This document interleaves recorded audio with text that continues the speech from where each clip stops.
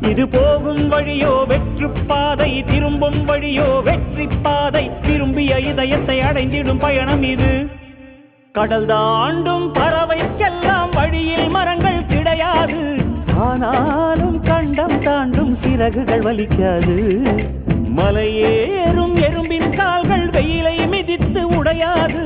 மனதோடு காதல் வந்தால் மனிதா தடையேது.